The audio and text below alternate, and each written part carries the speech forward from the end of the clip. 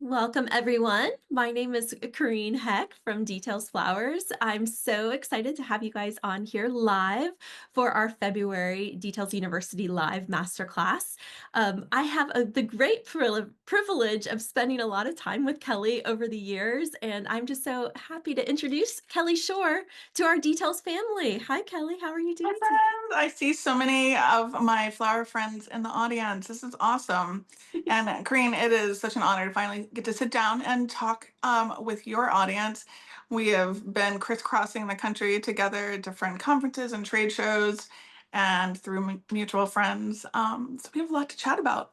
I know. And I feel like I spend so much time with you, and we're always talking about life and in the present, but I have no idea on how you got started, or at least it's escaped my memory. So I'm really excited to dig in and hear how you found your way into this big, beautiful industry. And it's always so great to see you. You have such a lovely, smiling face. Like wherever I go, I always see you there having Thank a good you. time. So I always find my way to the dance floor with you somehow, Kelly. We do. We do And kind of and fun. hot tubs. Oh yeah, we do love the hot tubs as well. So yeah, so how did you get started, Kelly? So you run your own company now. Let's start there first. I So do. you have two companies, I Petals do. Store and then the Floral Source. So you Correct. keep pretty busy. I do. They both definitely keep me busy. And through COVID, I pivoted away from Petals by the Shore as much and focused on the floral source. The floral source started in 2019 just as an idea to bring florists to flower farms around the country and just get them in the field walking with farmers because from my own experiences I realized a lot of florists don't understand where their flowers come from, and having that synergy of being in the field and seeing how a flower grows, how it's harvested, how it's processed, and then how you design with it, it's an incredible energy. And so October 2019, I started the Floral Source with that as the focus. And then, a couple months later, COVID happened. And Yeah. so, just through the needs of the community on Instagram, people started messaging me and saying, how do we get flowers, American grown flowers, for Valentine's Day, Easter, Mother's Day? How do we get it for every day? So Yeah. I just kind of bootstrapped and figured out how to do it. I didn't know what it was called. Found out it drop ship wholesale, farm direct. I'm a broker, all those words. But for me, it was really just about how to create accessibility. Yeah, well, and I love that too because most people they probably just rely on one source for their products and you put so much like weight into that. But when, Yeah. the penny drops, sometimes you just have to find something. It's so great to have many. So you work with all American grown product, is that? Yeah, 100% American grown from Florida, California, and Virginia to Alaska, 12 months a year. We Yeah. ship Monday through Wednesday, and then Friday to deliver Saturday. And throughout the year, it's anywhere from 10 to 20 different farms we're working with. Right now, the numbers are less because we're in, the cold winter months where we're really reliant on California and the West Coast. And then we have, Fern Trust in Florida and Bloomia in Virginia that's growing in a greenhouse, so we can source from them pretty much year round.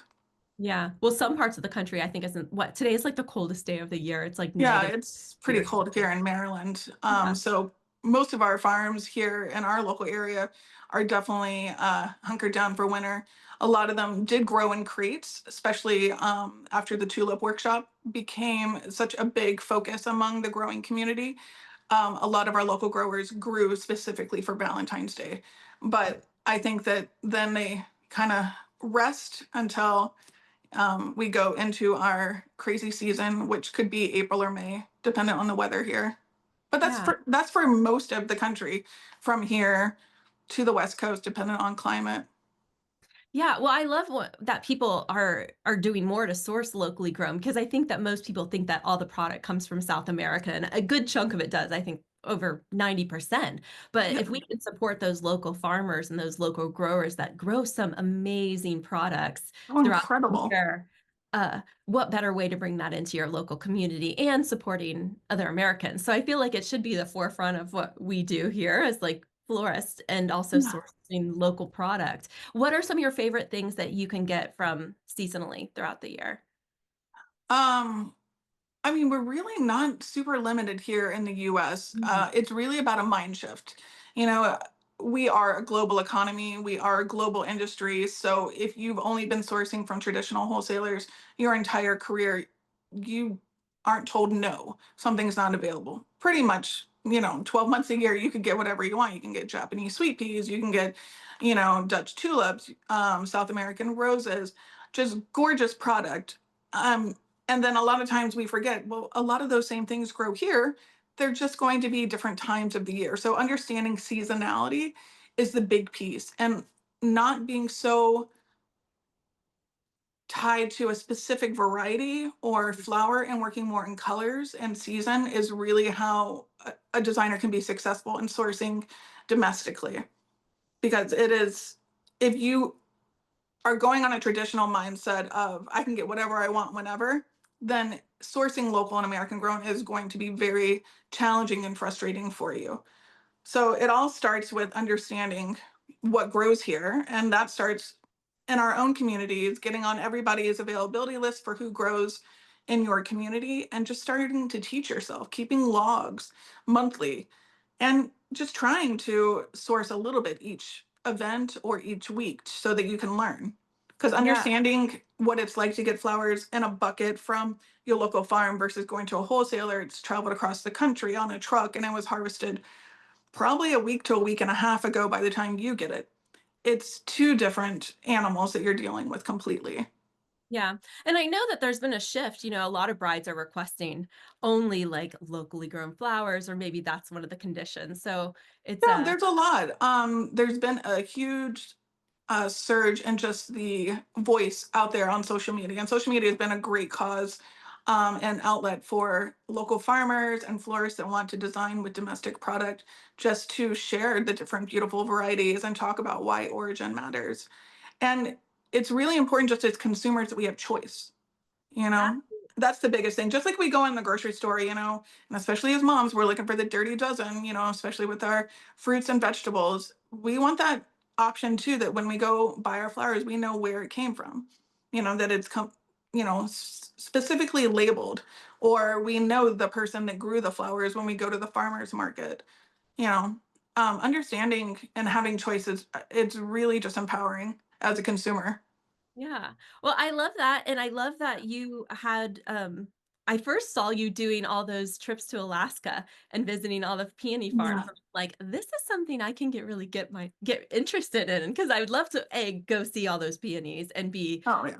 It's see incredible. Alaska. So, I feel like you have always been kind of the visionary and leading the charge on getting people to take trips and explore and visit these farms, and what rather better, like, voyage for a florist than to go check out. Oh, it's incredible. And honestly, that's where I got the idea to start the floral source because I spent a week in 2017 in Alaska on the peony farm at Scenic Place Peonies. So, I was eating with them, I was helping them harvest, I was designing right alongside them, I was in the field, I was, seeing them wake up and be completely frustrated that, the numbers that they were expecting that week didn't happen. So seeing it from being right in the middle of it and not just seeing just the beautiful parts that we get to deal with when we pick up the flowers. I saw Yeah. all the ugly and the beautiful together and I just said to myself, my community needs to understand this. This is important because also back in 2017 Alaskan peonies were something kind of new to the industry. People we're not really seeing the value in paying as much money as we, were being asked to pay when we could get a peony down here in Maryland or Virginia for 250 a stem, and then suddenly we're being asked to pay $6, and it's like, why? Well, once you go there and you understand these communities and where they're growing and the resources that they're limited to in order to grow this, you understand, but it's a superior product as well, you know. Yeah. Yeah. I mean, it really is, and I think it's really extraordinary, and the more education that we can get, we can then pass on to our consumers when they're buying these products and say, "Hey, it's Yeah. just this much. It's this is this much because of this, and this, and, Well, and and as then consumers, we connect to stories about people. And so as florists, we have an opportunity to be the storytellers through our flowers. yeah. And that's what I was doing on social media before any of this, when I was visiting these farms. And that's how people started to know me, because I was sharing everywhere I was going. I was like, oh my gosh, look at this amazing flower. Look at this farm. Look what we're doing. It was before Instagram had to be perfectly curated. You could just post whatever and just tell stories every single day. And um, people really got excited about it. And, a lot of times what I would hear from people is, thank you so much for taking me along. These are places I would never, be able to see on my own. We're voyeurs. We want to see the insides, just like that show, How It's Made. We love Yep. that. We want to know all the ins and outs. And especially for um, flowers, when that's our tool of the trade, it's really exciting to be on the farms. And it's not something every florist will ever, have the opportunity to do, but creating opportunities to allow them to do that is one of the biggest gifts I've been able to give this community. Well, I love that. I think the first place I saw you was at a design sanctuary, Yes. with Sue Davis, and you were one of the lead designers. You had that acrylic hoopah that you were making with Yeah. suspended delphinium. You will have to submit that or an entry like that for our new contest that just launched. It's called Duel of the Delphiniums. So, Oh, I just sent that to my friend TJ. oh yeah, Yeah, yeah.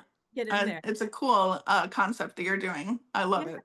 Thank you. Well, feel free to throw your hat in the ring. But when I first saw you there, I was like, "Wow, what a mind that you could come up with this concept." So you started though as a designer. I guess that's where your love and passion for flowers Yeah. through.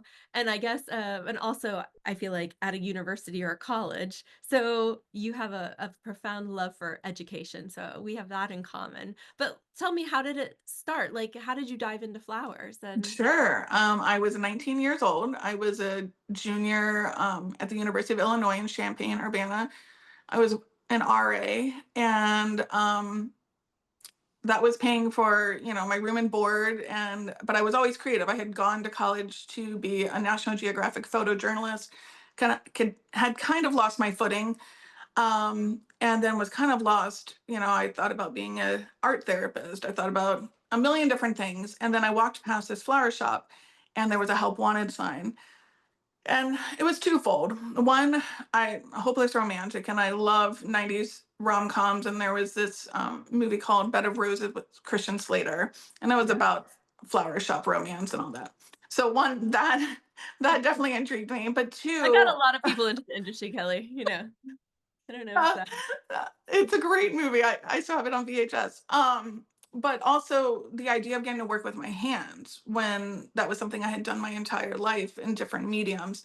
And so I had no floral experience. I didn't come from a family of gardeners or nature lovers. I had always been interested in anything outdoors. And so I went in and got hired, and it was January 2000, and it was right before Valentine's Day. So it was baptism by fire. I was stripping roses. I was filling water tubes. I was scrubbing buckets. There was nothing romantic about it, but it was still exciting just to see all these flowers and learning about them. But um, one of the things that I remember is, so it was Champaign, we're 2 hours south of Chicago. It's farmland, but it's mostly soy and corn.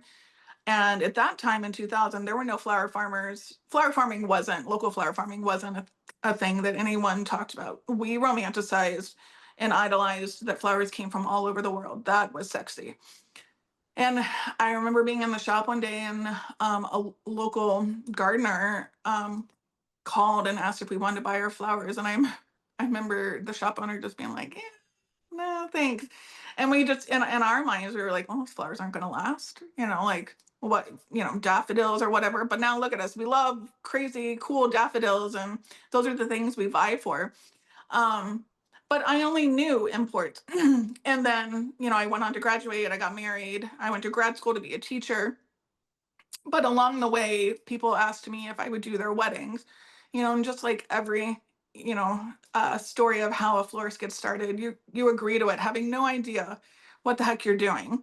My first wedding was in I think a DoubleTree hotel, and it was all pink roses with brown ribbon loops and then little rose bowl vases with a floating rose. Stressed out. I had never ordered flowers. I had never executed an entire wedding by myself, but it was super empowering to know that I could create from concept to execution.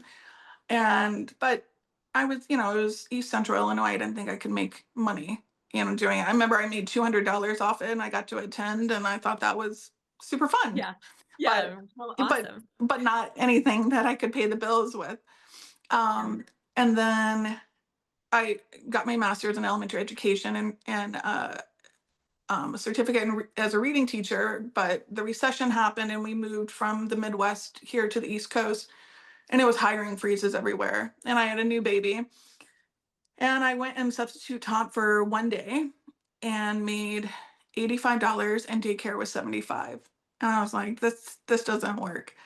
And a friend from back in Champaign had moved out here and her roommate was getting married. And she said, "Hey, I know you do flowers. Like, would you do her wedding?" And I was like, it's kind of something that's in the past. She's like, "Come on, I think you should." So I was like, okay. So I took her wedding, and it was my ex-husband and I at the time.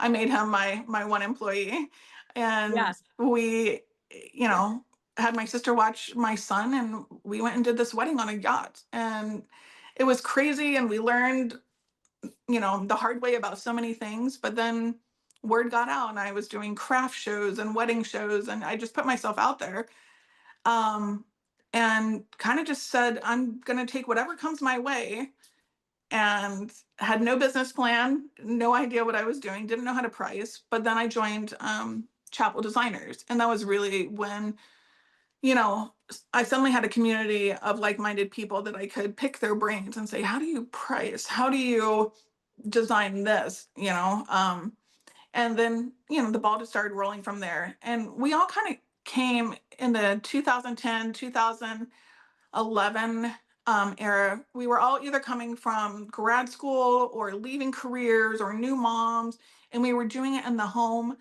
And we were kind of ashamed to tell anybody we were doing it in our homes. But Holly really set the tone that that was okay. Like, you didn't have to have a beautiful storefront. You didn't have to have a brick and mortar to be a designer and to make money for your family. And so that was incredibly empowering. And so all these doors just opened and people came into my life. And I look back at some of my designs and I thought about doing like a total post about, what I You should. created. I We think that should. people love But the only that. thing the only thing is like I worry about offending because some people still design that way. So I don't want to I Well, don't want to offend. I love a good pave, Yeah. But I arranged mean, with the flowers. I competed in the student AIFD competition. Our university paid for us to go there. So I was getting a glimpse of, a little bit here and there. And I loved creating and designing with my hands, but I wasn't sure if it was something I could do to provide for my family until I started just taking whatever. And before you knew it, I was making more as a home based floral wedding designer than I would as a full time teacher. And That's I got amazing. to raise my kids. I got pregnant with my daughter my second year. And I remember the first year of business, I did 5 weddings. I said, okay, you're going to do 10. Let's just double it for the next year. Got pregnant with her and I did 45 weddings. Yeah. And, I just kept going and going. Um, and then I was at a chapel designer conference and Deborah Prenzing was there. Yeah. And she actually was talking about Alaskan peonies. And I remember all of us were like, what are you talking about? Like, no, that's nothing goes on there except, you know, whatever we saw on TV or buying Alaska, but we didn't put flower farming and, the last frontier together.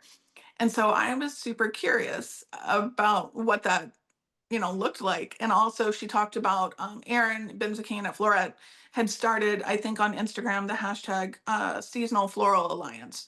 And so Deborah challenged all of us, like, let's see what you can design locally. I was like, I have no idea what grows here. Yeah. Absolutely no idea. And we had a really robust farmers market here in Olney where I live about 18 miles north of Washington, D.C. And we had three big flower farmers at our farmers market. And one of them, who is really big in the industry now, Dave Dowling, he had a family farm here. And he invited me out and he walked the fields with me and he showed me how things grew and he taught me how to build my own cooler. Oh, yeah. And yeah, and he was just a great mentor. And he said, I really challenge you to start sourcing more because I really just had this idea. It would not last as long as what I was used to designing with, and that was imports. And Yeah. I quickly realized how wrong I was, and also how my designs just completely transformed when I could design seasonally and with botanicals I had never seen in my life. So many cool things, our local farmers were growing. And that just made designing exciting, because when I first started, I was designing with, you know, um, extra grade hydrangea, callas, peonies, garden roses, carnations, and it was just, roundy moundy Martha Stewart puffs. And then it was exciting, but not nearly as exciting as what I get to do now. Yeah. Well, I feel like all those like fluttery flowers that come from these gardens are just amazing that you can't get commercially. Like commercially is bred to like ship and be under all No. those conditions. And when you can get things from your local grower, it just adds a little bit more Oh my exact gosh. level of intrigue, I think is Yeah. just a nice way to say it. But I don't know. They have their place. Everyone has their moment. So I love that you're sharing that. And it's really nice to hear how you started so many familiar names. Holly was our guest last month. I saw And of that. I love her to death, but it's always interesting to see how many women create these careers just because out of the need to take care of your family and wanting to be like there and kind of be the business woman and be the mom. And floristry really, I think, allows for that. Yeah, it does. And Holly was really a pioneer in saying you can raise your family and also follow your dreams because in the old world of floral design, if you didn't have professional training, if you didn't, have a shop, you weren't a true florist. And she knocked down those walls and said that's not true. She also really worked hard to allow wholesalers to deliver to us at our homes, which Mm, was not something that they wanted to do. And yeah. so, for me, they wanted to deliver to me at first, and I had to go every week and go to our local wholesaler and pick up my flowers, which as a stay-at-home mom was also my only time I got to talk to other adults. So I didn't mind. Enjoyable. But Well, it's not yeah, often you walk through and see so many different things yeah. and It was all. exciting. It was my social hour. Yeah, that's so cool. Yeah. So how do you continue to stay inspired? Like what inspires you today? Really just going to different farms around the country, connecting with people, putting myself out there at different trade shows and conferences, being a small wholesale operation, with myself and then two virtual assistants. I'm not a big floral house, and so I'm going into these worlds with, they're doing millions of dollars in sales a year, and this is my fourth year, and I'm really proud of what I'm doing. And I could be discouraged to not go because I'm not at that level, but Yeah, you know, success doesn't happen overnight, and you don't build your team overnight. And I just keep putting myself out there and connecting with people. It's equally as important for me. It's about the flowers, but it's also about the human connections for me. yeah. And yeah, Well, so traveling around the country, and I have self-funded all of that mhm, to go to these farms, to walk the field, to make the connections. And I think what a lot of people in the floral stores who are buying from me don't understand is, yes, they can go to some of these farms and buy direct, but because I have such deep relationships with every single farmer, they're going to work harder for me than they're going to work for somebody that's going to show up once every 3 months or once a year. They're going to hold things for me that they're not going to release to just, anybody that's not showing loyalty. yes. I've proven to them over and over that I'm not going anywhere, that this is, my life's passion. And and that I believe in what they're doing. Yeah. Well, and I think it just takes just keep moving forward and one step at a time. And then Yeah, like we have to be that perfect gardener in our business too. You have to prune, you gotta sow your seeds and then you've got to harvest and just keep on keeping exactly. and and having a good team around you. And Oh, I also think that you make a good team for people to add to theirs too, right? It's like you yeah, have that knowledge. So it's like an extension of your team of sorts. You're yeah. the the CFO or the chief harvest officer or something.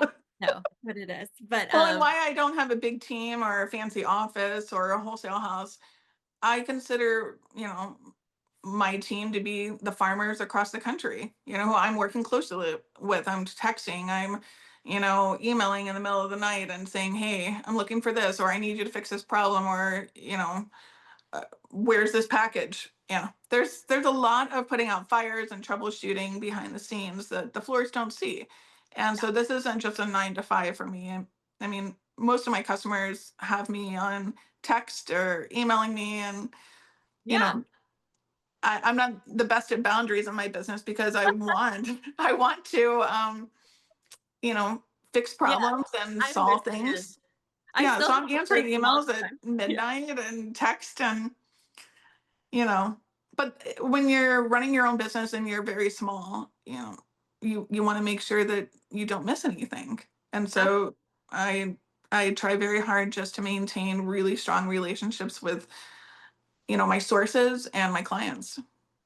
well, and you must have been holding your breath, a few months back when, all those fires well, I guess it was just a few weeks, it seems like eons ago, Yeah. but the fires in Oh, California, 100%. when they I were mean, going through and there's so yeah, many friends and partners that we were watching, it was just like, "Oh my lord, there's no stopping that yeah. fire." Like, No, it was devastating, and these are places that have inspired me and become like a second home to me, and to see landscapes and communities completely altered forever is just heartbreaking. Thankfully, no farms that we work with or that we know were impacted, but that doesn't mean that their customers, their employees, their friends, their families weren't impacted. So um, most of the farms are north or south of LA. yeah. And so, Well, we went on but that tour. Were you there for Next Gen last year in San Diego? yeah. Did you Mhm. Yeah. I mean, I don't know if you went on the Kendall Farms tour, but, like, that terrain is just so, Yeah. incredibly steep, and just seeing how they were harvesting their proteas or getting up on that mountain, but it's so dry. So, Yeah. you knew the conditions were really, like, just the perfect to s set ablaze. Well, and there was a fire there a couple weeks later after LA dumped Okay. in that area. Thankfully, it was contained pretty quick, and now they're in their rainy season, thankfully.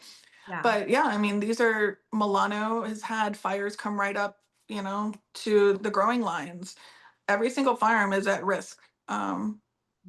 Every year in California as the climate changes, either from fires, from flooding. Mhm. There's a lot. There's a lot that they Well, face, but yet they don't give up. And no, that, I think, is it's in the blood. watching them work so hard makes me want to work even harder to make Mhm. sure that they have a future. Yeah. So, you've been a part of the American Grown, certification program or, just a part of that whole unit for a while now, and have been the rep. Like, can you tell me more about, like, that involvement and how far that goes as to what Yeah. you're doing? So that started in 2017, kind of when everything started changing for me and my business. I had done a year-long project. After meeting Deborah, I created a project for myself. I wanted to know what grew every season here in Maryland and what could I create. So I worked with one farm, and I had approached Deborah Prenzing in 2016 about it. And I said, hey, I did this project, I thought maybe it could become a calendar, a book, or whatever. And she said, um, become a Slow Flowers member and I'll see what I can do for you. And so I was like, here's my money. And Yeah. she went and she shopped it around, and it got in Florist Review. And it was her first article at that time. And for a couple of years, she had the Slow Flowers Journal, which was within Florist Review. And I was her first article, and it was an 11-page spread. And it pretty much opened up doors to so many opportunities that I never saw coming. And one of those, um, it the publication came out in January 2017. In March 2017, I got a call from Certified American Grown asking if I was interested in designing for the First Lady's luncheon. And I politely declined after the CEO at the time said, well, it's 2,500 person event for the First Lady, and all the American grown farms that are part of the organization are donating the flowers. And I said, thank you so much. I work in a townhouse garage and I don't have a big team, so I can't execute this. And he said, well, hold on. What if we get the flowers delivered, to the hotel we're working at, and we help you pull a team together, and, do you think you could do it? And I had a bunch of friends, some that I see here in the audience. I reached out and I said, hey, I need you to join me in DC for 4 days. You're not getting paid. Um, and will you help me do this? And 30 of my friends from around the country came, and we gathered and we hunkered down and we designed for 185 tables, um, a huge runway, a head table with all the cabinet members' spouses. And I think we did like 800 boutonnieres for the women to wear or something. It was just Yeah. an insane amount of designs, and we executed it, and it was a beautiful moment. But what really changed for me is I saw all these flowers coming in with, Mhm. labels from all these farms in the US that I had never heard of. And the insane amount of variety coming from these commercial farms just blew me away. And the two farmers that I spent a week in Alaska with had come from Alaska and volunteered for me. And they Nice. were having a field based dinner at their farm. And I was like, let me come. Yeah. I'll come and volunteer. And some things happened and I ended up being the featured designer, but that opened up a whole door. And so since 2017, I've worked with Certified American Grown to Mhm. help create awareness in DC among the spouses of Congress. And while it's a really cool event, it's really a significant opportunity for us to showcase what grows here in the US and for the spouses to go back to their husbands or wives and say, hey, supporting American agriculture is incredibly important. And what Certified American Grown has done in the years past is there's an American Grown Act that continually passes Congress but gets stopped in the Senate. And the goal of it is that the White House should be a model of what should be designed with. They have a flower shop in the White House, Yeah. and I would say probably 99% of what they design with is imported. And they have Yeah. an opportunity to From be the Colombia. model for the rest of the country of say, hey, these are, our country's flowers. Because anytime you see the news, the president's in any room on a table or a mantle is a floral arrangement. And any of us that work with local or American grown, we can tell you that those aren't grown here, that those are grown in Colombia or Ecuador or other countries. And so it's an incredible opportunity if it ever does pass for the White House to just be the model for the rest of the country to say designing with American grown is important and it is possible. So Well, that's the I whole point feel of like why we work with the Congressional Club, which is a bipartisan club that has been hosting this for, I think we're at 112 years. But right. also, they brought to my attention last year, we think from the growing perspective and the designer perspective. But what is so important, especially in today's political climate, is it's really important for this club, for those relationships to be so strong, because they need to work across the lines. And those women are really vital in influencing, their spouses at home to work together. So Interesting. I think it's more important than ever is that we support them as an organization for the future of our country, but also that we're having them help us secure the future for US cut flower industry.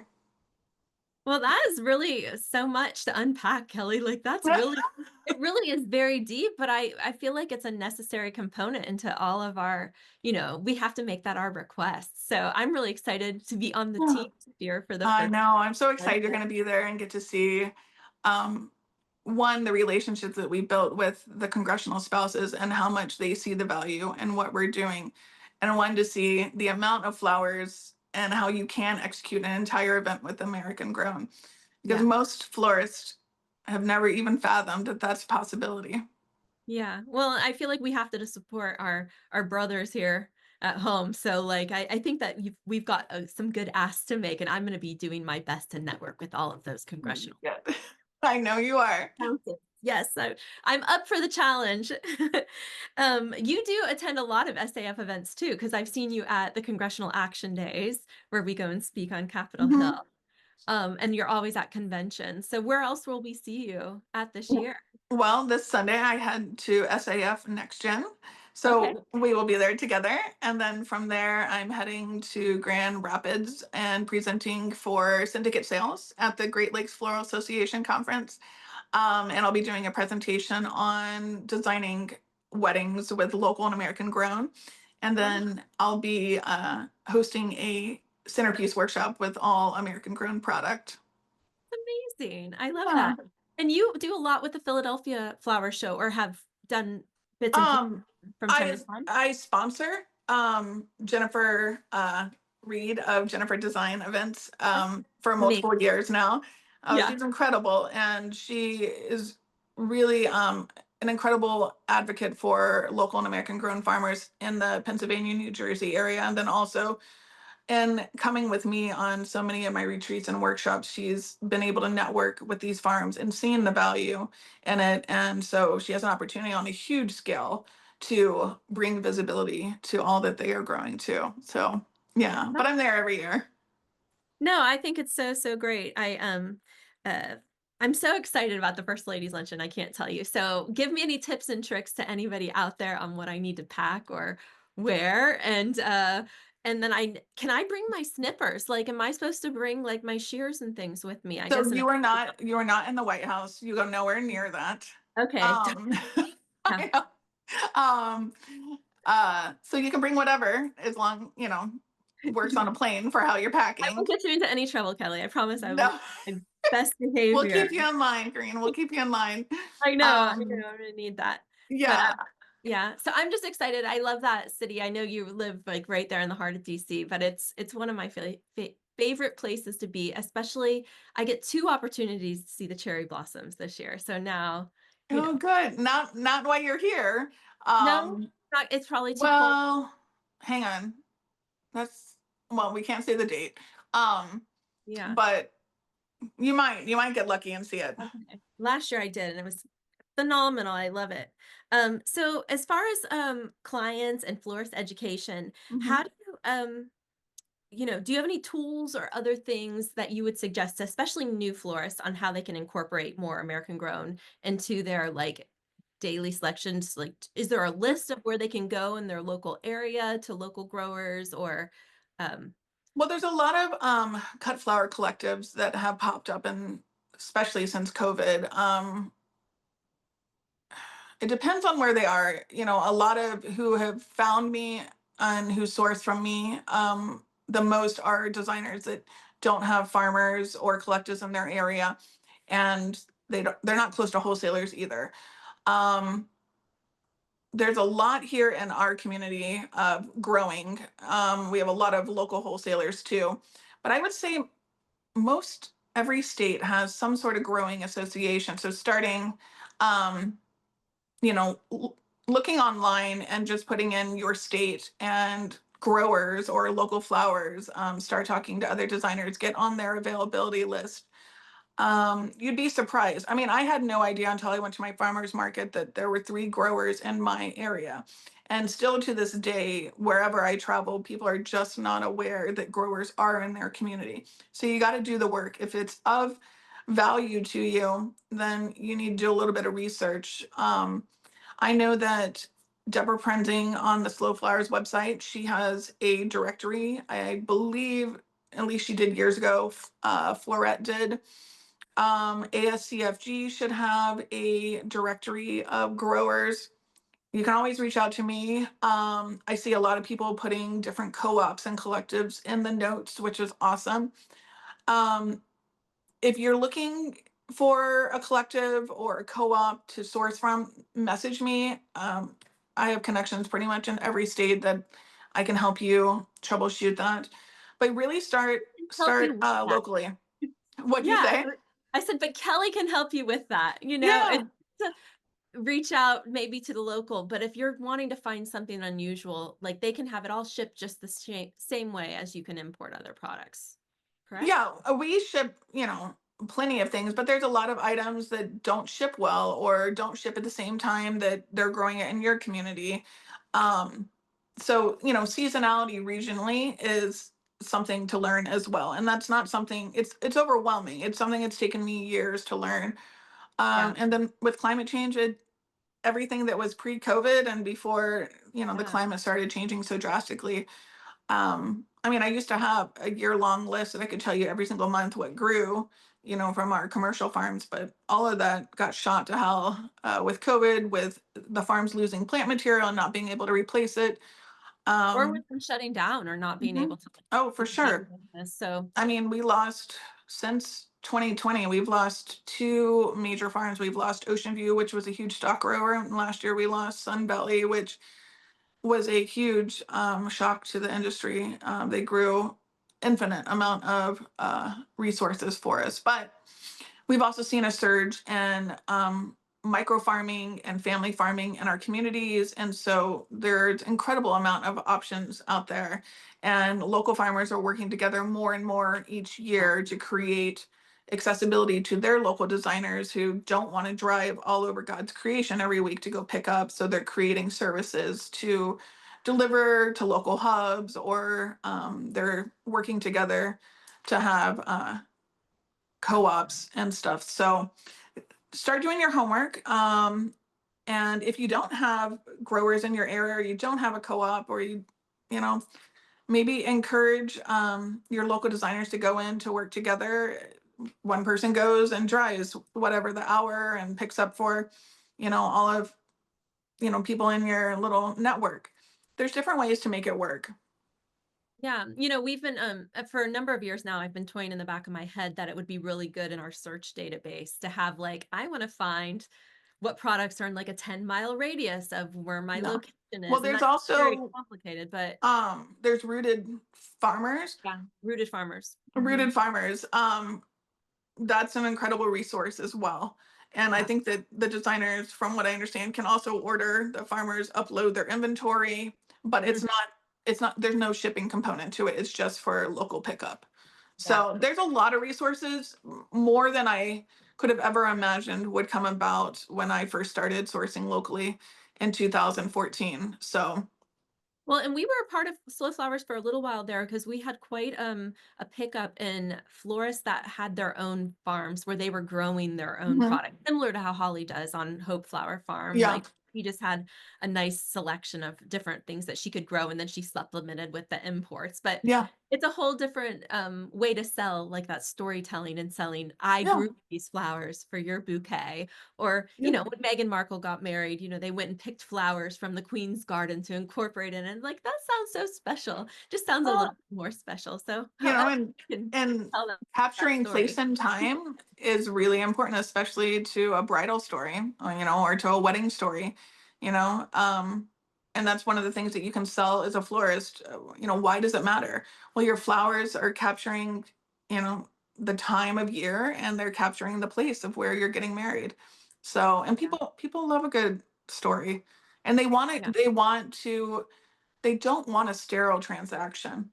They Mhm. want to feel good about what they're spending their money on. And while it may cost more, if you emphasize the value and what they're getting for that, then the sales happen a lot easier. Yeah. Well, I appreciate that and all your words of wisdom.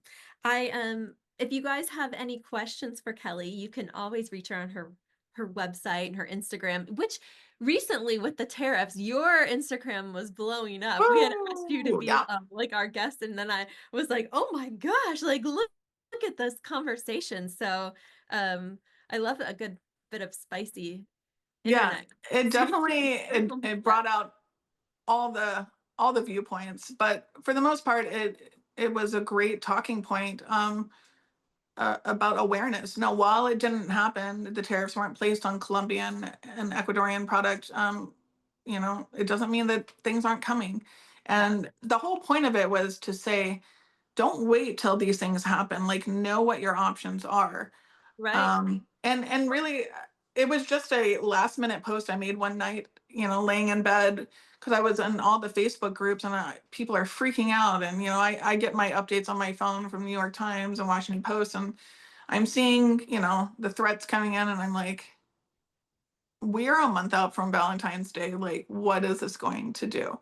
And so, it was an opportunity just to have a really honest conversation, Yeah, and it wasn't taking a side or anything like that. It was like, you need to know what your options are, because if you think that every American designer can go to every American farm and get what they get from other countries, like, that's not going to happen. And nor can our farms supplement and make up for what we're bringing in from other countries when we're only producing 20% of what's bought and sold in our market. We can't make up for it, an 80% deficit that could well, and like happen. you said, if they don't have a relationship with someone now, when it comes push comes to shove and they really need product, they're they're not gonna gonna give it they're to not local gonna go to bat for you. people. Yeah, yeah. So No. yeah, it's always good to have those relationships set it early. Even Mhm. if you're only buying a few things here and there, I would But say if like, you have no loyalty, yeah. if you're just a fair weather friend that's gonna pop up, when they're in a bind, Yeah. And they don't can't cherry save pick. you. Don't take just the best stuff, right? No. Work No, so but hard. also educate yourself. Don't just come in, in a panic and expect somebody else to make up for, you know, someone else's mishap. Yeah. Well, it's just good to be educated. And I think knowing this, I think that's part of the fun of getting more involved in the industry is like the learning part. To me, I think that's what's exciting. If I can share and pass along that Yeah. knowledge to help someone from having a pain point later on, like that's what There's plenty of pain points in this industry, and we all learn the hard way so many times.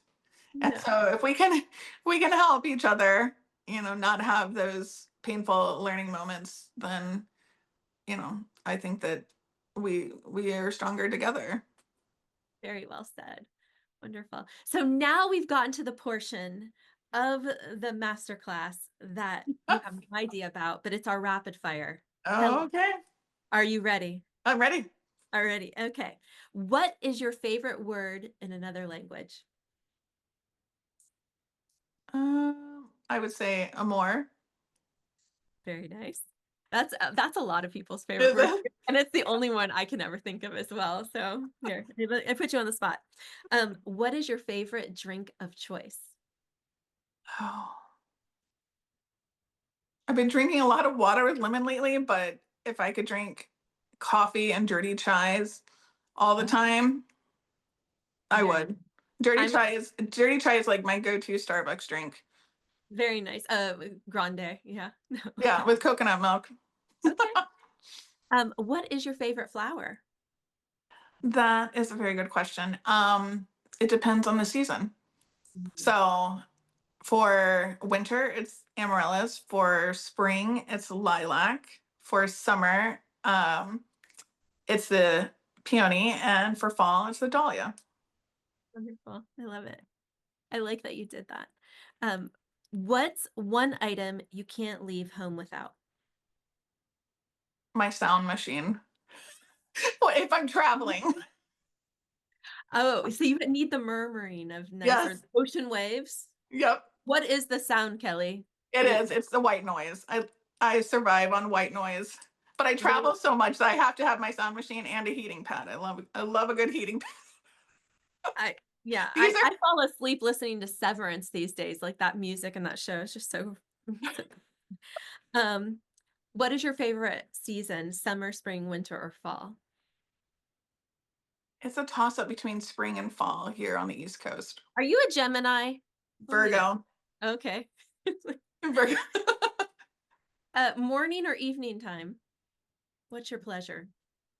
I like both. I like the morning time when I'm the first one awake and I can have that time to just kind of breathe, have my coffee, journal, figure out what I'm going to execute that day. And then I like the nighttime when I'm by myself again. As much as an extrovert I am, I've learned over the years that I really need that alone time without the noise of the external world. Good. What's a hobby you've always wanted to try but you haven't yet? Ooh, I don't know. I've kind of dabbled in everything over the years. I wanted to get back into photography for what I went to college for. That's been on my list. That and painting.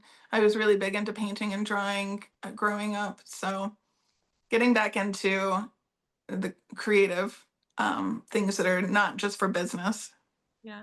We did a paint by number at AIFD this past year, and everybody came into the I room and love they all that.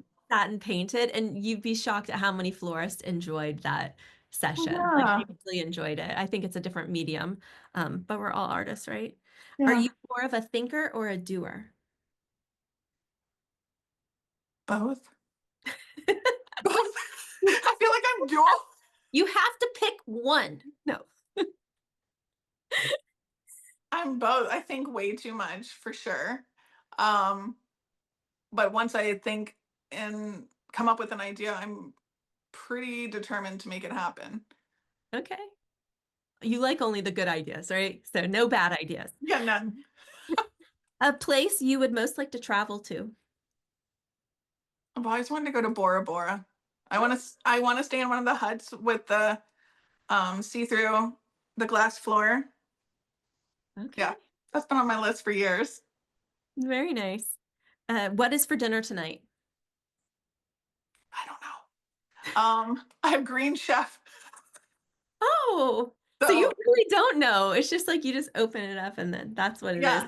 So I Surprise. don't I don't remember what I ordered, but it'll be one of two things, whatever gets delivered. Okay. What is your go-to karaoke song? I'm horrible at karaoke. That's even Um, better. but I'm really bad at karaoke. I love watching. I nobody really wants to hear me sing actually.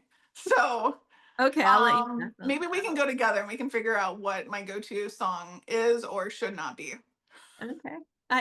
That's fair. I'm up for the challenge. I am the person who can't sing, but I think I can, so that's even worse. What is your hidden talent? Green.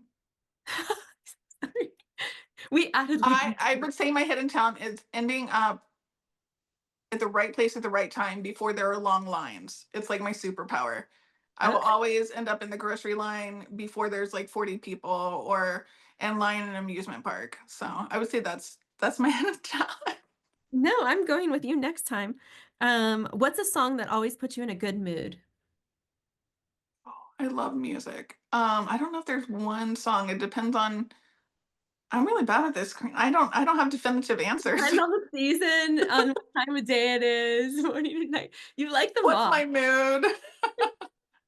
No. um, Okay. Yeah, so we just have a couple more. I know we have a long list, but we spliced these all together and they were I really love cute. it. No, I I love it. we're gonna do a whole collage. Good. What is your favorite dance move? And you have to show us. My no. Oh, great. Fun. I I used to be really great at dancing on the dance floor. It was the shopping cart. We can do. Okay, that works. That's What is the most unusual flower you've ever seen? oh, the most recent one that I've seen that I'm very intrigued by is Watsonia. Okay. Yeah. What? Sonia? Can you spell that, Kelly? Yes, Watsonia. All right. Watsonia. It kind of has the look of like Asclepia pods. if you've Hmm, ever seen that. I don't know. I'll send you a photo. Watsonia is really pretty. It's like got a coral color. It's got all these bracts.